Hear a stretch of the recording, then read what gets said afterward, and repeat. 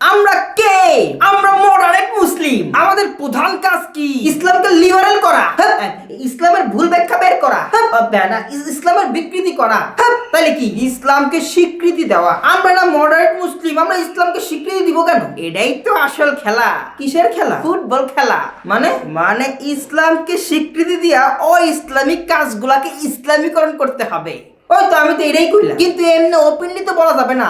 সবাইকে বলতে হবে আমরা ইসলামকে স্বীকৃতি দিব, কিন্তু আসলে করব আমরা বিকৃতি। বুঝলাম। আমাদের প্রধান খাদ্য কি? পশ্চিমাদের পাশেতে খাওয়া। তাইলে কি ঠিক বলছো, কিন্তু এভাবে বলা যাবে না। অপমান লাগে। কেমনে বলবো? তাইলে বলবা আমরা পশ্চিমার টাকা খাই। টাকা তো আমরা যারা প্রমোট করি তারা পাই, সাধারণ মডারেট মুসলিমরা তো পায় না। আরে আমাদেরকে টাকা তো দেয় এই জন্য যাতে সাধারণ মুসলিমদেরকে মডারেট বানাতে পারি। তো মডারেট প্রমোটকারীদের মানুষ চিনে ফেলবে না। তুমি কি প্রথমে আমরা চিনছিলা? না। তা মডারেটদের চিনার উপায় কি? খুব সহজ, কিন্তু কেউ বুঝে না। পশ্চিমা সভ্যতা আর ইসলামী সভ্যতা হলো বিপরীত জিনিস, কিন্তু আমরা দুইটারে এক বানায় দিব। সিস্টেমে কাটছাট কইরা পশ্চিমা সভ্যতার জিনিসগুলা ইসলাম হিসেবে মানুষের কাছে উপস্থাপন করব। কেমনে? এই ধরো, পশ্চিমা সভ্যতার মাপকাঠিতে সফলতা হইল গিয়া টাকা পয়সা ধন দৌলত, অর্থাৎ দুনিয়ার পেছনে ছোটা। কিন্তু ইসলামী সভ্যতার সফলতা হইল আখিরাতের পেছনে ছোটা, আল্লাহর আদেশ নিষেধ মেনে চলা, আল্লাহর গোলামি করা আর নবীজিকে আদর্শ হিসেবে নেওয়া। এইগুলো কেউ করতে পারলেই সে দুনিয়ায় সফল, আর চূড়ান্ত সফলতা আসবে যখন সে জান্নাতে যাবে। কিন্তু আমরা মডারেটরা তো এই কাজ করতে পারি না। আমাদের সফলতা হবে টাকা পয়সা ধন দৌলত, অর্থাৎ তাদেরকে দুনিয়াবি বানাবো। বুঝলাম। আরো আছে, এই যেমন ধরো নারীবাদী হইলো মুসলিমদের বিপরীত একটা জিনিস। কোনো মুসলিম নারীবাদী হইতে পারে না, কিন্তু আমরা মুসলিম নারীদের মধ্যে নারীবাদী ঢোকামো। মুসলিম নারীদেরকে বুঝাবো তুমি পর্দা করে সব করতে পারবা, তুমি পর্দা করে সব করো, পর্দা করে তুমি চাকরিও করো, কেরিয়ারও দ্বারা করাও। তুমি যদি কেরিয়ার না দ্বারা করাও তুমি কিন্তু বিপদে পড়বা, তুমি সফল হতে পারবা না। এই জন্য পর্দা করে সব করো। কিন্তু আমরা পর্দা মানে কমু এই মাত্রা ডাকলেই হইল। আমরা তো তাইলে ভালোই বাটপা। পশ্চিমা আমাদের উন্নতি সফলতার মানদণ্ড, ওই মানদণ্ড দিয়াই ইসলাম মাপতে হবে। তোমার আমার কাজ হইতেছে গিয়া পশ্চিমার মানদণ্ডে ইসলাম প্রচার করা। বুঝলাম, কিন্তু সাধারণ মুসলিমরা এগুলো বুঝে না কেন? যেখানে ইসলামের শত্রুরাই মডারেট মুসলিমদেরকে প্রমোট করতেছে, ভিন্ন ধর্মের লোকেরা মুসলিমদেরকে মডারেট মুসলিম হইতে বলছে।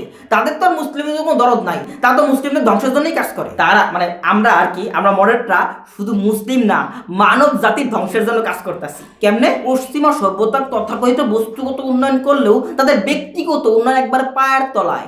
এই সভ্যতার ভিতরে থাইকা কোনো মানুষ ভালো মানুষ হইতে পারবে না, আর কোনো মুসলিম থাকতে পারবে না, ইমান হারা হয়ে যাবে। কিন্তু ইসলামী সভ্যতা একবার দাঁড়ায় গেলে মানব জাতির ব্যক্তি উন্নয়ন হয়ে যাবে, দারিদ্র দূর হবে, অন্যায় দূর হবে, দুর্নীতি দূর হবে, জুলুম দূর হবে, চারপাশে ভালো মানুষরা খালি সুখে থাকবে। তাহলে আমরা ইসলামী সভ্যতা অর্থাৎ শরিয়া আনার জন্য কাজ করি না কেন? কারণ শরিয়া আসলে তোমার আমার মতো খারাপ $500 খেয়ে যাবে।